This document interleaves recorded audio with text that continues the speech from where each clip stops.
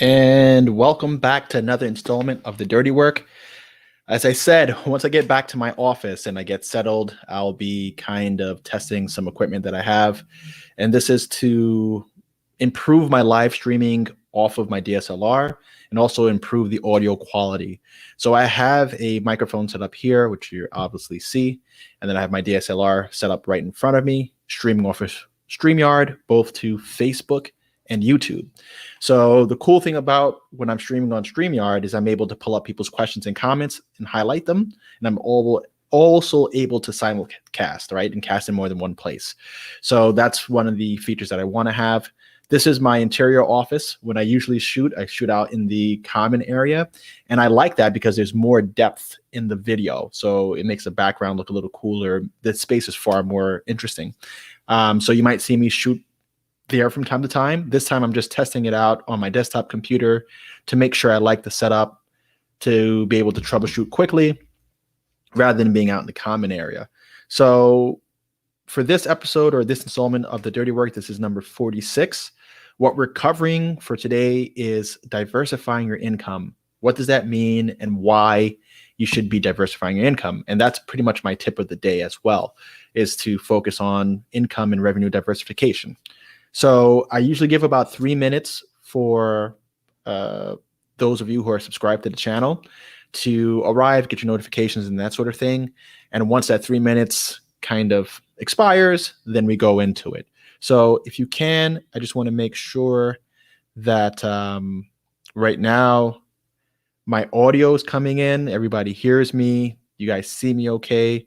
If you can, just let me know in the comment section below that everything is registering loud and clear, that this shiny spot on my head, look at this thing, that you see me clearly, and everything is good, because for whatever reason, I don't have like a monitoring directly here. So guys, just tell me, somebody, let me know in the comment section if everything is coming in properly. When I did my my camera and mic testing, I see my audio registering, so I think that's a good sign. And then it's registering fine, and I see myself. So I think we're good, but I would really like it if you validated that. Okay, just let me know. Also, throughout this video, make sure that you like the content that I'm offering up. As you start to like this, it actually pushes the video to more people who are watching other lives, because there's an audience that I could capture that wouldn't normally be on my lives because they're not subscribed, right? So first it goes out to my subscribers, and then YouTube will push it to whoever they think may be interested in the topic that we're covering, all right? So it really helps if you slap a like on this video as we go through it. Make sure you share it with anybody who you think might find this information useful. Here on ENTP Life, we mostly talk about real estate, business, and then all my other interests such as travel, aviation, and those sort of things. Today's video is another installment of the Dirty Work. For those of you who are new to this installment, the Dirty Work is really me giving you an inside look into the life of an entrepreneur, not just the life of an ENTP, but what it's like to be a business owner. What do we do on a day-to-day basis, the mindset, the goals that we set for ourselves, etc. And I really wanted to focus on that because social media does not focus on the dirty work, all the things that happen between the success and failures. They either advertise the major failures and blunders that people make, or the uber successful. But everybody who's on their journey, you never hear about them until they've already gotten big. And what I'm trying to do here is show you all those steps. So those of you who are interested in following me through my journey in home healthcare, staffing, and real estate investing and development, you guys get to see exactly how I think and what to do. And then we open it up for 15 minutes of Q&A at the very end. Today's tip of the day is to diversify your income, all right? This is extremely important. And I think those of you who have been affected by any recession, whether it was the housing market crash back in 2008, 2009, and if you're experiencing the downside of the coronavirus, you may be really going through it and knowing that having one form of income may not be enough, especially if you're getting laid off or if your company just blows up. Might have been in the food entertainment industry, or you could have been in the travel industry, and something like this hits and you're out of business or you're out of a job, right? So it's important for you to have multiple streams of income, whether you're a W-2 employee, 1099 kind of independent contractor, or a business owner. You can't depend on one stream of revenue to maintain your basics in life. Doing so, I think, inherently is going to add a certain level of stress on you, because in the back of your mind, you know that if things don't go well here, you're out of money. And another thing that it does is it really doesn't allow you to get ahead in life, right? When you just have one stream of income, you tend to design your lifestyle around that one stream of income. And for the most part, anybody who's making between, I guess, let's just say call it a middle class income in the United States, things pretty much cost the same. Once you get above about $300,000 of household income, things change dramatically, because you're going to be living a pretty comfortable life, but everything else kind of stays static, right? The cost of gas stays the same. The cost of a plane ticket is the same for, everybody who's traveling along the same route. Things start to level out. But when you have more and more money, all those basic expenses that level out, the only thing that you could expand infinitely is like wasteful spending, overspending on your real estate. For instance, you could have a $20,000 mortgage, $50,000 mortgage, whatever. I don't think that's necessary. That would eat up a lot of your money. But all your basic costs, cell phone expenses, electricity, those sort of basics start to get really minimized, right? So once you get yourself over a certain income level, life gets a lot sweeter, and then you have more money to invest, more money to live whatever life you want to live.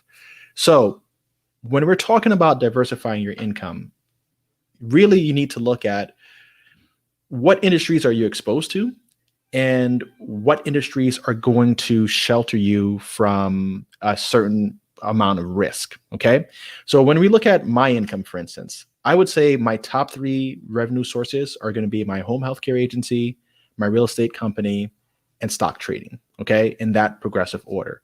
My home healthcare business has, as of last year, we did about $12 million in sales, has about a 13% profit margin. I pay myself as an employee, and there's a benefit of the margin. In my real estate business, I'm mostly accumulating real estate. And by accumulating real estate, I do a few different things. I raise my net worth overall, right? I push more and more dollars into the asset column. And then on top of that, I actually produce revenue through cash flow from rental properties, as well as bulk cash from the reseller properties when I actually do flip. Those of you who follow me a lot, you know I don't really like to flip. I like to really hold on to my properties for the long-term gain. But that spins off the next amount of cash for me, because I have to cover my contractor's expenses, all the other loan expenses that are involved in investing in real estate, and then I make my spreads over the rent. After that is stock trading. Stock trading, I might average anywhere from $4,000 a month to as high as like $20,000, $25,000 a month, depending on how much money I have in the market at a given time. And that kind of rounds out number 3. After that, I have some tourism exposure through Airbnb. I also generate money from doing this here, which is social media. So that's maybe $300-$400 a month that I make through social media, and that's mostly through YouTube advertising. After that comes my consulting money. I rarely consult because my price is fairly high. And aside from my price being high, I don't have time. So I'll get approached from time to time. Hey, can you consult me, or can you mentor me, whatever it is? And the minimum that I charge is $450 an hour with a $2,000 retainer. And I don't have the time to do that because my other revenue streams produce more. And it's just like my attention needs to be on those things. After that, I am looking to expand into a few more areas. One of those areas is going to be farming or animal proteins. I want to farm chicken, pork, beef, that sort of thing. I don't have any exposure to food, and I don't have any exposure to energy or transportation. So those industries I'm looking at, and I'm not looking at them from like, I'm going to have exposure because of stock holdings. I want to have exposure because I own the equipment, or I own the farm, or I own the cattle, or something along those lines. I like to have my hands inside of essentials, right? Look at what happened during COVID-19. My Airbnb business from March to like July got totally crushed. And that's because people stopped traveling. If I was only involved in Airbnb rentals, I would have blown up completely, right? My commercial side of my real estate portfolio is getting crushed as well. I have like a 40% collection rate. I'm at maybe like 60% occupancy in my office spaces. I had to shut down one. I had to close my Airbnb in Colombia because it was losing money. But if I was only dependent on commercial real estate, or I was only dependent on my Airbnb rentals, and this happened, I'd be out of business. Another thing is, if this happened and I was out of business, and I might be out of business or broke because my expenses are too high. So I have a habit of keeping my lifestyle expenses extremely low. That's my rent, my automobile, childcare, food, the essentials. I don't scale up my lifestyle with how much money I earn. I think that's a big mistake that maybe a novice does. I did it in the past, but you realize that those lifestyle expenses don't pan out, especially when things get rough for you. You want to make sure that you're insulated from one industry group getting hurt because of economic change or cycles, right? Things move in cycles. And you want to make sure that if you do get hurt and there is a pullback in the economy, or there's a pullback in your industry, or your number one income source evaporates, the number 2, 3, and 4 maintain your lifestyle. All right. So the first tip here when you're looking at diversifying your income is try to expose yourself to the essentials in life. Healthcare, right? People always need to stay healthy because they want to stay alive. Food, energy, shelter, right? Those are 4 essential needs that all humans have. All right. If you concentrate your diversification and your income from those sources, you're ultimately going to be hedged against major downturns. If you look at, once again, what happened during the coronavirus, healthcare got hit to a certain extent. I'm not going to go into that too much, but it did. But a lot of the healthcare workers are still employed, right? Now, if you look at the Amazon did very well because Amazon is in both food and equipment. The supermarkets did well. Target did well. Things that people still needed stayed open and people still purchased it. Retail clothing crushed. Retail, just consumer goods, didn't do so well, right? Because those are non-essential to life. Energy was still going. Entertainment, especially in the forms of digital media, was on the uptick. And I would say probably the transports still did fairly well to a certain extent because goods still were getting moved around the United States. International trade slowed down, but things still need to get around. Taxi drivers still needed to move people around, the few that were moving around. So you kind of want to align your revenue streams with the things that will not get old because people always need them. I'm right up on the 15-minute mark. So start getting your questions ready because I'm going to switch over to the question portion so that we could talk a little bit about that. Now, what else is there that I wanted to talk about as far as diversifying your income?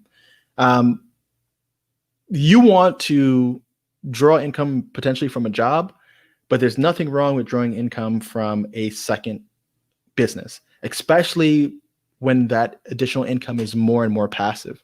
You don't want to stretch yourself out by saying, well, I got 3 revenue streams, but I'm working 18 hours a day, physically working 18 hours a day. I work one job because you're earning as other people are working. You're earning around the clock. And yes, you may be running your business. For instance, my home care business, I still have employees working this very second in the homes of patients. Those are my live-ins. Those are the ones I work late at night, or even those who are working overnight. And I'm still earning on those efforts, even though the business hours have ended. All right. So really, when you're looking to diversify your income, like I said, look at the things that are essential to human survival and think about how you can earn from those things passively, where you're not putting your direct time and focus on it in order to earn money, right? You don't want to be exchanging your time for dollars. You want to be using as little time of your personal time to earn as many dollars as you can. And if you could earn like $3 an hour off of 50 people, you're now earning $150 an hour, which equals about $300,000 a year of income, all right, on a 2,000 hour working year. So, and that's off of other people's efforts. Obviously, if you're making a higher spread, you need less people working for you, but that's the point. You want to make sure that you're kind of making money around the clock off of other people's efforts. Another reason why I really like investing in real estate is because somebody else is out there working their job so that they can make their rent payment. And I collect my rent payment by just providing them with shelter. All right. I provide them with a house to live in, and I generate income off of their efforts. All right. It sounds kind of cruel, but somebody's got to provide the housing, right? Either they're going to buy the housing, and if I could sell it to them and make money, fantastic. If I can't sell it to them and make money, then I would say, I would like to make the money off of renting it, right? Or even renovating it or something. So I feel like there's a lot of options when it comes to real estate as far as how you could extract value from real estate. You could extract value as a landlord. You could extract value as being a general contractor who's there to maintain it. You could extract value by being the person who's doing or originating the debt. All of those things are scalable just because there's more than 40 million households in the United States. So just think about it that way. Large markets, essential markets, and that's how you should be thinking when it comes to diversifying your personal income and your revenue. I'll probably do another installment of how to really diversify income within your business so that even if your business takes a hit in one silo or one avenue of that business, you're not put out of business, all right? You obviously don't want to have all your revenue coming from one client. That's obviously a mistake. So you want to diversify your client mix, but you may want to but you may want to be vested in other, verticals, things that are somehow connected to your business, but not your primary business. For example, Amazon. Amazon's primary business is to sell goods, right? Secondary to that is their AWS service, right? The Amazon cloud servers, right? They need to use a lot of servers to maintain uptime for their systems, but they also decided that they're going to provide hosting to others. As the data infrastructure evolves and expands how it is, they realize that there's a potential for them to capitalize off of that because they're building out these facilities that they need. And at the same time, the general public and other providers need more and more data centers, need more and more server access. So that's a whole separate line of business that Amazon is making money on. They obviously got into the food industry, and you could kind of expand on the different avenues that Amazon is pursuing. All right. So just look at the leadership and understand how they're diversifying their income. Apple was computers, audio devices, cell phones. Then they went into content, right? That's just shows you that a business, even though their primary or their core business was electronics and computers, they realized that they need to go into some of the supporting industries or industries where there was alignment. All right. So that pretty much ends it for my piece. Daniel Roberts, SOBC, you're the only ones that have commented that I've seen. If anybody has any questions, please let me know. What's kind of interesting about this live, that I'm doing it this way with StreamYard, is that I'm actually noticing a lower count of viewers. And I'm curious if that count of viewers is being affected because the signal is coming in from an external source. Because I notice I get actually more engagement and more views when I did it directly on my cell phone through YouTube. So I wonder if YouTube's algorithm factors that. Are you streaming directly on our platform or using a third-party platform? And if you are, they throttle you back. That might be interesting to see. Daniel Roberts. Okay, so the questions are coming in now. So the first question is from Olin. I hope I'm pronouncing that right. And is that a thumbnail of like the Italian countryside? That's how it looks when I'm looking at it. So Olin's question is, how is Italy going? Italy is going pretty well. We started construction today, day number 1 on the larger property. For those of you who haven't seen my series on me going to Italy to search for one of these Euro homes, I ended up buying 2 homes for a total of 17,000 euros. And the first one, the bigger one, I'm spent 12,000 euros for it. And we're starting renovations today. So I posted a picture on my feed.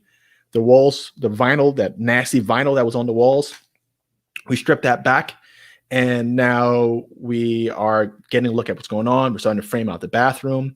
So that should be a few weeks. I should have some more updates as the contractor sends me photos, but things are going well so far. The smaller property will start renovations once the larger property is done.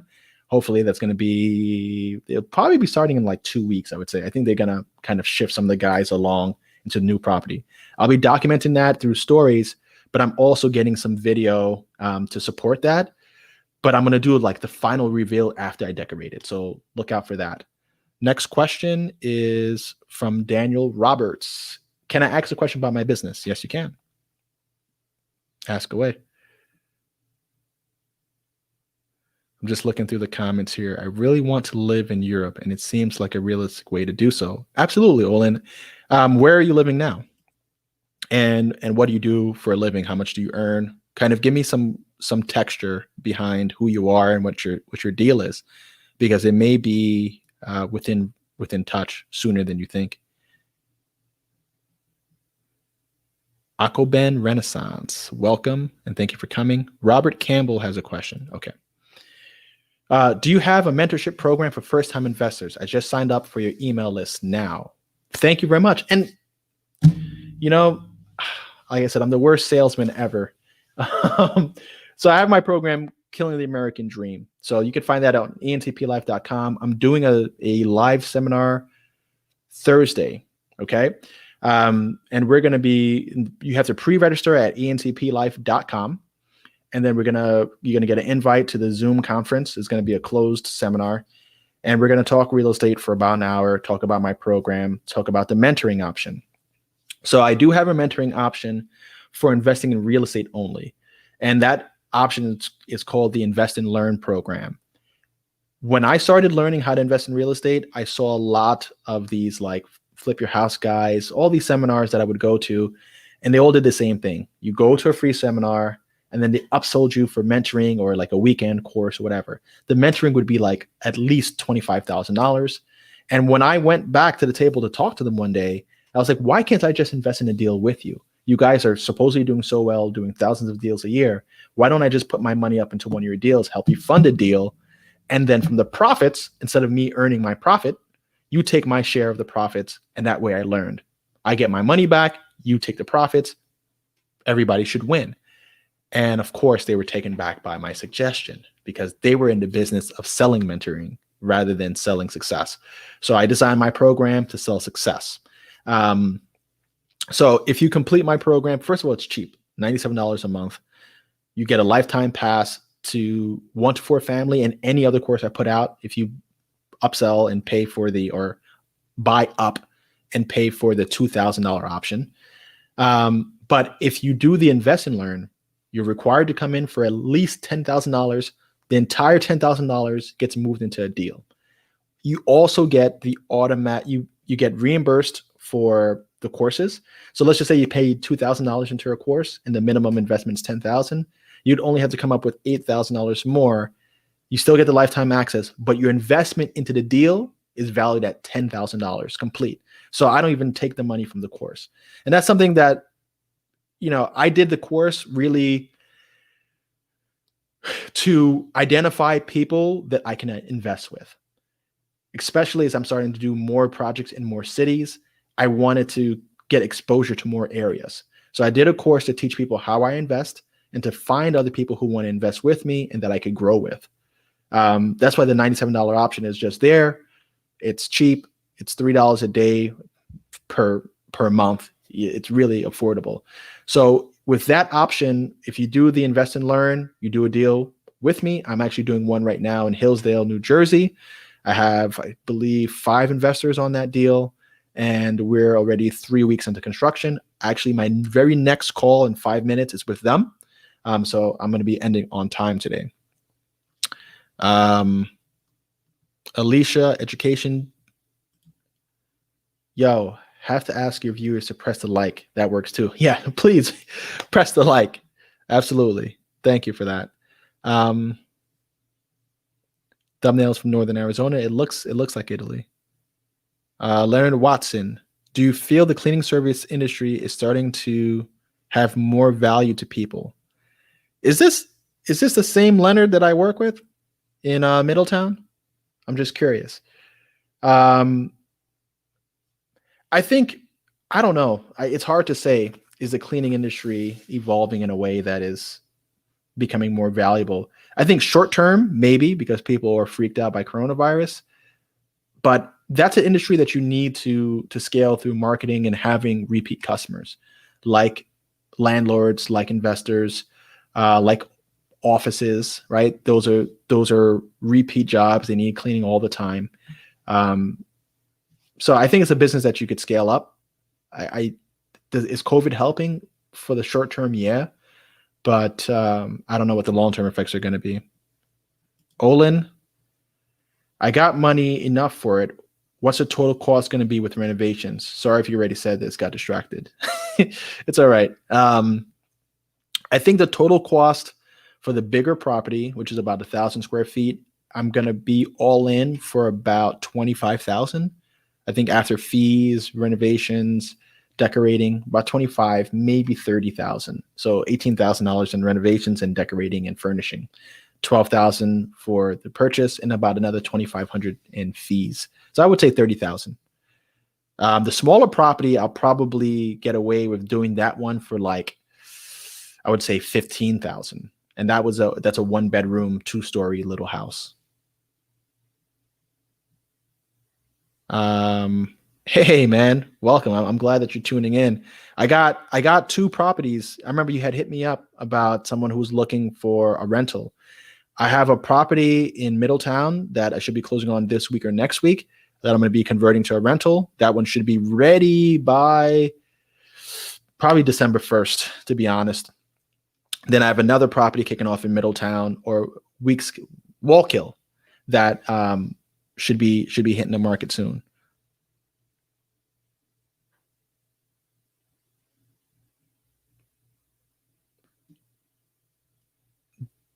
Danielle, what would you do? Not Danielle. Daniel.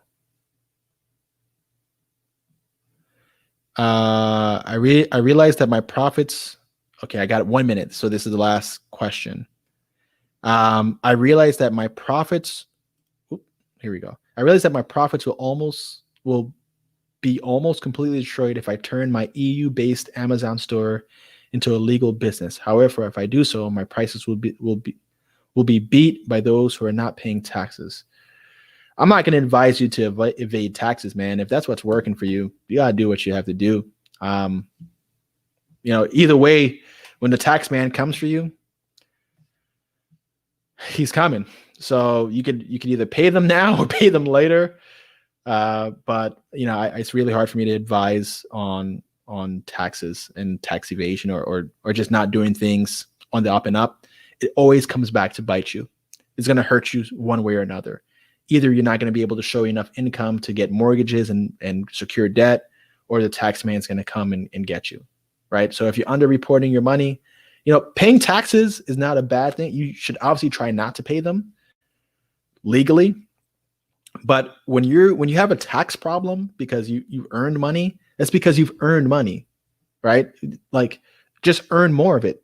If the tax man took 30%, 40%, well, next year earn 80% more and figure out a way to do that. Don't let the tax man dictate what you're going to do. My video is about to cut out. Thank you very much for joining me here today at The Dirty Work. Tomorrow, I'm going to be going through it again. I don't know what the topic is going to be, but make sure you log in, you check that out. And thank you very much. Oh, you see, my maximum recording time has been done. yeah, so thanks a lot.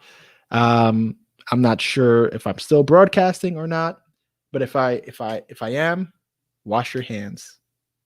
I will wash my hands. Thank you. So we'll continue this tomorrow. Thank you very much for enjoying this installment of the Dirty Work. I love when you guys ask questions. So I think this worked really well, where I went through my spiel in the beginning. You got to kind of get a sense of what I was here to talk about. The questions roll in. I'm always going to answer the questions as they roll in. So ask them. No question is a stupid question. Once again, share this with anybody who may like it. Make sure you like this video. If you're not already a subscriber, subscribe. And if you have any other questions that I couldn't get to, leave them in the comment section below. As the day goes on, I do check in and try to answer those questions. Thank you again. Take care.